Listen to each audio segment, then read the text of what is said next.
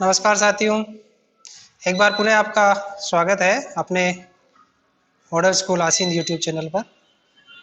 इससे पहले हमने बात की थी two types of chemical reactions, combination chemical reaction and dissociation chemical reaction.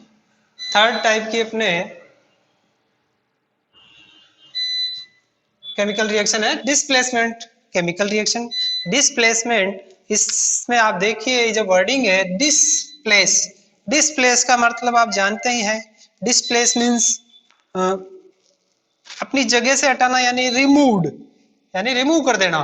तो अब रिमूव कौन करेगा, किसको करेगा, ये हम अपने केमिस्ट्री के हिसाब से बात करेंगे। तो कोई एलिमेंट अदर एलिमेंट को डिस्प्लेस करेगा, और ये कब कर पाएगा, जब वो मोर रिएक्टिव हो। जो ज्यादा ताकतवर होगा वो कमजोर आदमी को अपनी जगह से रिमूव कर सकता है।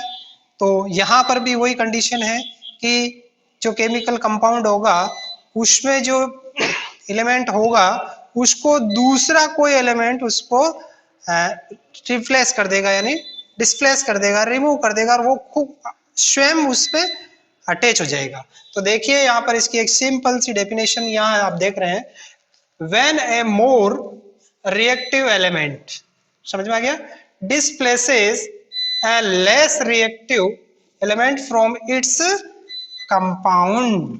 इस वर्ड को याद रखना, किसी भी कंपाउंड में से किसी एलिमेंट को जब मोर रिएक्टिव एलिमेंट उसको रिमूव डिस्प्लेस करता है तो this type of chemical reaction is called displacement chemical reaction. तो इसके एग्जाम्पल हैं आपके हमारी टेक्स्ट बुक में दिया गया है कि कुछ एक टेस्ट ट्यूब लेनी है, उसमें कॉपर सल्फेट का एक सॉल्यूशन भर देना है, हाफ उसको फिलअप कर दीजिए, उसमें 2-3 आयरन की जो नई नई नेल्स है, किलियां है, उनको धागे से बांध के उस टेस्ट ट्यूब में लटका दीजिए। तो आयरन इसमें किस कंडीशन में है, सॉलिड, फिजिकल स्टेट सॉलिड है। कॉपर सल्फेट एक्यू, बिल्कुल रिमाइंड कर लीजिए, एक्यू मतलब एक्विस सॉल्यूशन, यानी इसमें सॉल्वेंट क्या है, वाटर, इसलिए एक्यू। तो इसका एक सॉल्यूशन यूज करना है, और उसमें आयरन की नेल्स को कुछ 20-25 मिनट के लिए उसमें आप थोड़ी देर के लिए छोड़ दीजिए। आफ्टर 20 मिनट आप देखिए कि वहां पर फेरस सल्फेट का एक्विस सॉल्यूशन मिल जाता है, और कॉपर वहां से रिमूव होने लग जाता है, और नीचे पेंदे में प्रेसिपिटेट हो जाता है। इसी तरीके से इसकी जगह से आप जैसे जेडन ले ले और वापस कॉपर सल्फेट का ले ले, तो जेडन कॉपर से ज्यादा रिएक्टिव है। ये मैं आपको नेक्स्ट जो अपना यूनिट होगा, ये अपनी टेबल पढ़ेंगे जब, जिसमें पीरियोडिक टेबल, उसमें कौन से एलिमेंट किस दूसरे के कंपैरिजन में कितना रिएक्टिव है, ये मैं वहाँ सारा आपको वहाँ पर अपन डिस्कस करेंगे। तो वहाँ पर आपको इनका भी डिस्कशन होगा कि ये रिएक्टिव क्यों है, ये इसको क्यों हटा रहा है, ये इसकी जगह कैसे आ सकता है बिना।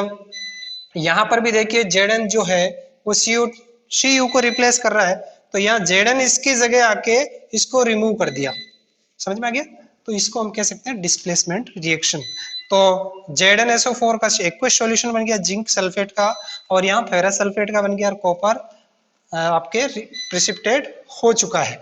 तो यहाँ पर आप सिंपल सा एक याद रखिए कि when a more reactive element remove या displace another less reactive element from its compound, उसका कंपाउंड में से वो उसको रिमूव करेगा, तो इसे हम कह देंगे डिस्प्लेसमेंट रिएक्शन। और इसका ये सिंपल से 1-2 एग्जांपल है, आप याद रख लीजिए, और आगे हम बढ़ते हैं नेक्स्ट केमिकल रिएक्शन पर। हाँ, तो सेकेंड अपनी डिस्प्लेसमेंट रिएक्शन अभी जस्ट पढ़ी, उसमें तो एक थोड़ी सी और आपके कोर्स में है जो अपने टेक्स्ट बुक में देखेंगे, तो डबल डिस्प्लेसमेंट रिएक्शन एक और ऐड कर रखी है। तो डबल डिस्प्लेसमेंट तो हो ही रहा है, लेकिन डबल हो रहा है। डबल का मतलब 2, सिंगल और डबल। तो यहाँ पर वर्ड से आपको मीनिंग पता चल जाएगा इस टाइप की रिएक्शंस में क्या होता है कि double displacement reaction when two different है। इनको अंडरलाइन कर लीजिए, जो जो मैं इसमें अंडरलाइन करता हूँ आप याद रखिए, आपकी डेफिनेशन में ये आने चाहिए words, when two different ions और एटम्स। डबल डिस्प्लेसमेंट में आयन का एक्सचेंज होगा, वहां पर सिंगल एक एलिमेंट दूसरे को डिस्प्लेस कर रहा था डिस्प्लेसमेंट रिएक्शन में, लेकिन डबल डिस्प्लेसमेंट में सिंपल सा एक आप वर्ड यूज करना है, आयंस, कि आयंस आपस में एडजस्ट करेंगे, म्यूचुअली एक्सचेंज करेंगे, और exchange there partners ion in solution. ये वर्ड याद रखिए, और इसमें सॉल्यूशन यूज होंगे, ठीक है। वहां पर सॉलिड भी यूज हो सकता है, लेकिन यहां पर always use solution. Compound are called double displacement chemical reaction. Easy है। तो व्हेन टू डिफरेंट एटम्स और आयंस, वर्ड यूज करना ब्रैकेट में आयन, ताकि उसका अच्छा आपको रेस्पॉन्स मिलेगा, अंक भी अच्छे मिलेंगे। Ion are exchange their partner in their solutions that are called double displacement. मतलब दो तरह के आयनों का एक्सचेंज हो तो उसे हम कहते हैं डबल डिस्प्लेसमेंट रिएक्शन। तो इसका बहुत ही अपने टेक्स्ट बुक में एक एग्जांपल दे रखा है कि दो टेस्ट ट्यूब लेनी है, एक में सोडियम सल्फेट का सॉल्यूशन बना देना पानी के अंदर, एक को सॉल्यूशन एक क्यू, ओके। एक में बेरियम क्लोराइड का एक क्यू, यानी सॉल्वेंट क्या यूज करना है, वाटर। दोनों टेस्ट ट्यूब में 5-5 ml, 2-2, 3-3 ml जो भी आप ले सकते हो, उनको सॉल्यूशन बना के फिर धीरे धीरे एक दूसरे में मिक्स कीजिए। वर्ड आ गया ना एक्वस, यानी ये सॉल्यूशन होने चाहिए, ठीक है। डबल डिस्प्लेसमेंट में एक तो आयंस का एक्सचेंज होगा और होगा किसमें, सॉल्यूशन के अंदर। तो जब इन दोनों को आप मिलाएंगे तो थोड़ी देर बाद आप देखेंगे कि आपको उस एक प्रश्नली के जो बॉटम वाले एरिया में आपको कुछ प्रेसिपिटेट मिलेगा, यानी कुछ सॉलिड पार्टिकल नजर आएंगे, that is called white colour में, और बेरियम सल्फेट के वो कुछ नजर आएगा। आप जब ऑब्जर्व करोगे, you will observe it and a white substance in the bottom of the that test tube and other NaCl जो उसके सॉल्यूशन के अंदर सोल्यूबल रहेगा, ये भी एक्वस पोजीशन में रहेगा। अब आप वापस थोड़ा थोड़ा पहली वाली क्लास को रिमाइंड करते रहिए कि केमिकल रिएक्शन लिख दी, केमिकल रिएक्शन में उसमें फिजिकल स्टेट लिख दी, सबकी फिजिकल स्टेट क्या है। अब इसको क्या करना पड़ेगा, बैलेंस करना पड़ेगा, क्योंकि एलिमेंट नहीं तो खत्म होता है, न प्रोड्यूस होता है, केवल वो अपनी पोजीशन चेंज करेगा, एक्सचेंज करेगा। तो अब नंबर ऑफ एटम और मास तो कंजर्व रहेगा, तो उसके अकॉर्डिंग यहाँ देखिए अब सबसे ज्यादा एटम किसके हैं, चाहे LHS देख लो चाहे RHS। तो यहाँ देखोगे ऑक्सीजन के यहाँ 4 है, यहाँ पर भी 4 है, तो सीधा O को कर दिया। फिर डिक्रीजिंग ऑर्डर, इससे कम किसके हैं, 4 के बाद 2 आ रहा है जो Na है, तो 2Na इधर है तो इधर भी 2 होना चाहिए। तो यहाँ सिंगल है तो इसके आगे आप क्या कर दीजिए 2, तो 2Na हो गया, 2Cl हो गया, तो ये 2Cl2। फिर देखिए लास्ट बच गया अपना बेरियम, बेरियम सिंगल है, that is balanced chemical equation.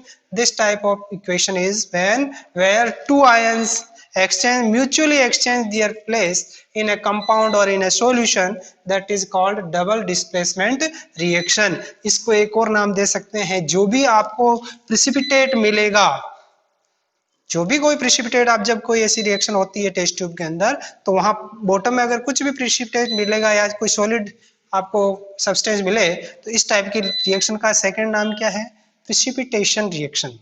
क्या नाम है बेटा, precipitation reaction. Another name is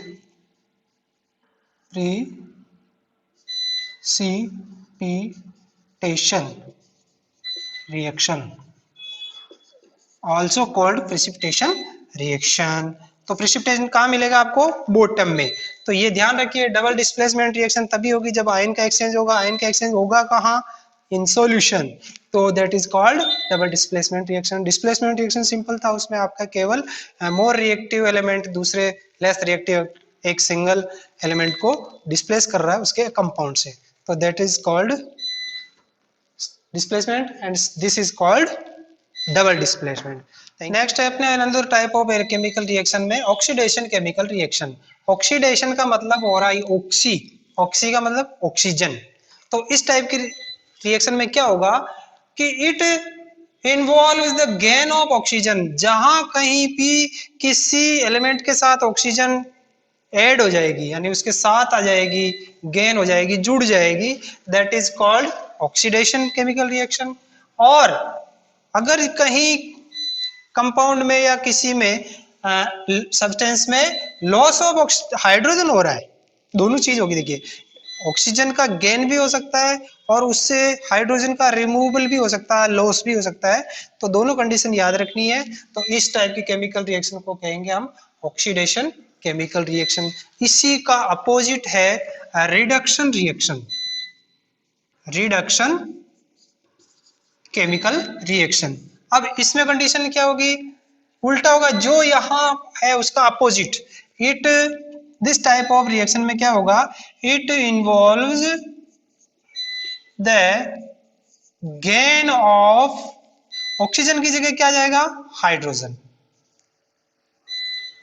और इसकी जगह लॉस ऑफ हाइड्रोजन की जगह क्या जाएगा, loss of oxygen, loss of oxygen.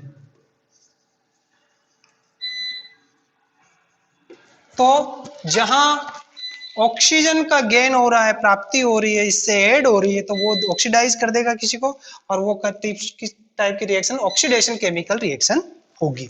और वहां अगर किसी दूसरी से उसी केमिकल में रिएक्शन में लॉस ऑफ हाइड्रोजन हो रहा है, तो वहां भी ऑक्सीडेशन रिएक्शन हो रही है।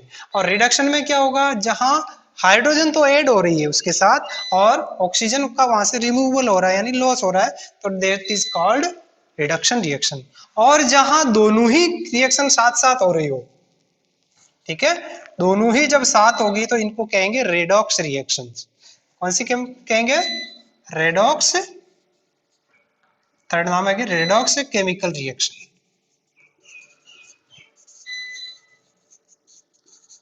तो इजी है, अभी ये आपके 10th लेवल में इतना सा है, इससे ज्यादा आयनिक एक्सचेंज के बारे में या इलेक्ट्रॉन लॉस या इलेक्ट्रॉन की गेन होना ये नहीं है। आपको सिंपल लर्न करना है कि ऑक्सीडेशन केमिकल रिएक्शन में ऑक्सीजन का गेन होता है और हाइड्रोजन का लॉस होता है, और रिडक्शन रिएक्शन में क्या होता है, हाइड्रोजन का गेन होता है और उसका उल्टा ऑक्सीजन का लॉस होता है। और जहां दोनों रिएक्शन एक साथ होती है तो उस टाइप की केमिकल रिएक्शन को हम कहेंगे रेडॉक्स केमिकल रिएक्शन। समझ में आ गया आपको। तो इसका एक एग्जांपल आप बहुत इजी है, लिख दीजिए एग्जांपल। सबसे इजी एग्जांपल इसका है, आप देखेंगे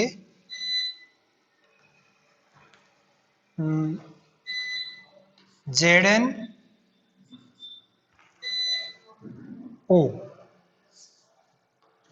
ठीक है, या कॉपर है तो CuO हो जाएगा और Zn रिमूव हो जाएगा, ठीक है। तो इस टाइप में देखिए, ऑक्सीडेशन और रिडक्शन रिएक्शन को समझने के लिए बहुत ही अच्छा इजी एग्जांपल है, जिससे हम बहुत इजी से इसको समझ सकते हैं, जिसमें दोनों ही कंप्लीट होगी, दोनों रिएक्शन। तो इस टाइप के रेडॉक्स केमिकल रिएक्शन कहते हैं, ये हमने अभी बात की है। तो इसका सबसे बेस्ट एग्जांपल है कॉपर ऑक्साइड को जब हाइड्रोजन गैस प्रोवाइड की जाएगी और गर्म किया जाएगा इसके साथ, तो ये क्या बनाएगा प्रोडक्ट, कॉपर अलग मिलेगा आपको और जल अलग मिल जाएगा, पानी अलग हो जाएगा। तो अब यहाँ पर आप देखिए कि ये वाला फॉर्मूला और ये वाला दोनों फॉर्मूला आपको यूज करने हैं। तो बहुत अच्छी बात है, हम देख लेते हैं, इजी समझ में आएगा। तो क्योंकि ऑक्सीडेशन रिएक्शन किसे कहते हैं अपन, कि it involves the gain of oxygen, जिसके साथ ऑक्सीजन ऐड हो जाती है और हाइड्रोजन का लॉस हो जाता है, तो उसे हम कहते हैं ऑक्सीडेशन रिएक्शन। अब यहां पर देखिए, ये तो हो गए रिएक्टेंट और प्रोडक्ट। तो प्रोडक्ट में ऐसा कौन सी चीज है जो ऑक्सीजन को गेन कर रही है, तो ऑक्सीजन उससे ऐड हो रहा प्रोडक्ट में, देख रहे हैं आप, बहुत इजी है। यहां से जब प्रोडक्ट की तरफ बढ़ते हैं तो ये जो ऑक्सीजन है वो किसके साथ ऐड हुई है, हाइड्रोजन के साथ, और यहां पर क्या हो गया, H2O बन गया। तो यहां पर हाइड्रोजन गैस का क्या हुआ, ऑक्सीडेशन हुआ, क्योंकि इसने क्या गेन किया, ऑक्सीजन को गेन किया। तो इसको हम कह सकते हैं ऑक्सीडेशन। तो हाइड्रोजन का क्या हो गया, ऑक्सीडेशन हो गया। और सेकंड देखिए, रिडक्शन में जहां द गेन ऑफ हाइड्रोजन और लॉस ऑफ ऑक्सीजन, तो अब इसके लिए लॉस ऑफ ऑक्सीजन के लिए हमें क्या देखना पड़ेगा, रिएक्टेंट लॉस किस किस कंपाउंड से हो रहा है। तो यहां देखिए ऑक्सीजन इसके साथ है और प्रोडक्ट में देखिए लॉस ऑफ ऑक्सीजन किसका हुआ, कॉपर का। कॉपर के साथ जो ऑक्सीजन था उसका लॉस हो गया, तो लॉस ऑफ ऑक्सीजन और loss of oxygen this is called reduction. तो किसका रिडक्शन हुआ, कॉपर का रिडक्शन, कॉपर ऑक्साइड का रिडक्शन किसमें हो गया, कॉपर में। तो यहां पर ये तो हो गया रिडक्शन का एग्जाम्पल, और हाइड्रोजन का हो गया ऑक्सीडेशन। तो कॉपर का तो हुआ रिडक्शन क्योंकि इसने लॉस किसका किया, ऑक्सीजन का, और प्रोडक्ट में देखिए किसने ऑक्सीजन गेन की, हाइड्रोजन ने। तो हाइड्रोजन के साथ ऑक्सीजन ऐड हुई तो इस हाइड्रोजन गैस का क्या हो गया, ऑक्सीडेशन। तो अब देखिए कि यहाँ दोनों रिएक्शन साथ हो रही है, एक ही केमिकल रिएक्शन का एग्जांपल है और उसमें ऑक्सीडेशन भी कंप्लीट हो रहा है, ऑक्सीडेशन भी हो रहा है और प्लस उसमें रिडक्शन भी हो रहा है। तो this type of reaction in which involves oxidation and reduction will complete together, that is called redox chemical reaction। तो इस तरीके से बहुत ही ऐसा सिंपल एग्जांपल ये आपके अपने कोर्स में बुक्स में भी है और इसको आप याद कर लीजिए। जब दोनों तरह की रिएक्शन एक साथ कंप्लीट हो रही है that is called reduction reaction, और जहां जिस ऑक्सीजन जो भी कंपाउंड ऑक्सीजन को गेन करता है या हाइड्रोजन का लॉस होता है तो दिस वहाँ ऑक्सीडेशन केमिकल रिएक्शन होती है। और जहाँ रिडक्शन में जहाँ गेन ऑफ हाइड्रोजन, जहाँ हाइड्रोजन तो जुड़ता है और ऑक्सीजन का वहां से रिमूवल होता है, तो ये ऑक्सीजन का रिमूवल यहाँ हुआ। अब हाइड्रोजन तो इसने गेन की नहीं है ना, तो ये हायर क्लास की बात है। जहां हम आयंस की बात करेंगे, 9th में मैंने बताया था कि जो आयंस की एक टेबल थी, sulphide, sulphate, sulphide, carbonate, carbon di, carbide, है ना, ऑक्साइड, उस टाइप की टेबल को आप घर पे देखना वापस 9th वाली बुक्स में, तो वो आयंस आपको याद करना है। और उन या आयंस से फिर हम आगे जब हायर क्लास में इनकी आयनिक रिएक्शन लिखेंगे तो वो इतना अपने कोर्स में नहीं है। अपने सिंपल याद रखना है अभी फिलहाल कि जो ऑक्सीजन को गेन करेगा ऑक्सीजन को, उसका तो होगा ऑक्सीडेशन, और जो ऑक्सीजन का लॉस करेगा उसका होगा रिडक्शन। और जहां दोनों रिएक्शन एक साथ कंप्लीट हो रही होगी that is called Redux chemical reaction. इस तरीके से ये आपके एक और टाइप की केमिकल रिएक्शन आ गई, याद कर लीजिए आप इसको इजी, और इसको वीडियो को पॉज कर करके अच्छा एकदम नीट एंड क्लीन अपनी नोट्स वाली नोटबुक में उतारिए। अगला टॉपिक और बढ़ते हैं अपना आगे, नेक्स्ट केमिकल रिएक्शन या और भी जो अपना कोर्स के अंदर है उसको अपन ऑब्जर्व कर लेते हैं। एक और अपने केमिकल रिएक्शन है अपने कोर्स में, neutralisation chemical reaction. Neutral, neutral का मतलब न्यूट्रल कर देना, नहीं तो वो न्यूट्रल, अब बात वही 7th में आपने पढ़ा होगा एसिड और बेस, एसिडिक नेचर और बेस नेचर, और जब दोनों जहां पर बिल्कुल इफेक्टिव नहीं है that is called neutral position, जो न तो एसिडिक है न ही बेसिक है, ठीक है। तो जब दो एसिड और बेस को जब हम मिलाएंगे तो the reaction in which combination of acid base आ गया, तो रिएक्टेंट होंगे एसिड एंड बेस और फॉर्म्ड साल्ट एंड वाटर। अब किसी भी एग्जाम में आपको एक कोई केमिकल रिएक्शन दे दी, ये किस टाइप की केमिकल रिएक्शन है जिसमें H2O प्रोडक्ट बना हुआ है, H2O, तो मे भी पॉसिबल वो न्यूट्रलाइजेशन रिएक्शन हो सकती है। इसका मतलब वहां दो रिएक्टेंट होने चाहिए, दो प्रोडक्ट होने चाहिए। तो अगर प्रोडक्ट दो हैं और उनमें से एक H2 है तो वहां 100% हम नहीं कह सकते कि वो न्यूट्रलाइजेशन केमिकल रिएक्शन है, लेकिन आपको अगर उसका आंसर इजीली उसको कैच करना है तो सिंपल H2O से पकड़ लीजिए। प्रोडक्ट में अगर H2O है तो वो हो सकता है किस टाइप की केमिकल रिएक्शन हो, न्यूट्रलाइजेशन केमिकल रिएक्शन हो। और अब थोड़ा बहुत आपको बेसिक नॉलेज होगा तो वहां पर एक रिएक्टेंट में देख लीजिए कोई एसिड है या कोई बेस है, तो यहां पर एक अच्छा एग्जांपल सॉरी कि एक क्षार है NaOH और एक बेस एसिड है आपका HCl, दोनों मिले तो NaCl एक साल्ट बन गया और H2O1। तो जहां पर प्रोडक्ट में क्या बने, वाटर एंड साल्ट, रिएक्टेंट में क्या हो, एसिड और एंड बेस, तो जहां दो एसिड और बेस मिलकर एक नए प्रोडक्ट में साल्ट और अगर वाटर फॉर्मेशन हो रहा है, फॉर्म्ड है वाटर और salt, that is called neutralisation reaction. तो ये अपने chemical type of chemical reactions हो चुका है। यहाँ पर आपको सारी कोई प्रॉब्लम है तो आप डिस्कस करेंगे जब अपनी नेक्स्ट क्लास लगेगी। तब तक के लिए आप इस प्रैक्टिस करते रहिए।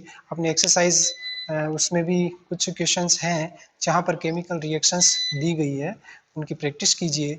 और कोई प्रॉब्लम आए तो कॉन्टैक्ट नंबर आपके पास दिए गए हैं, आप उस पर संपर्क कर सकते हैं।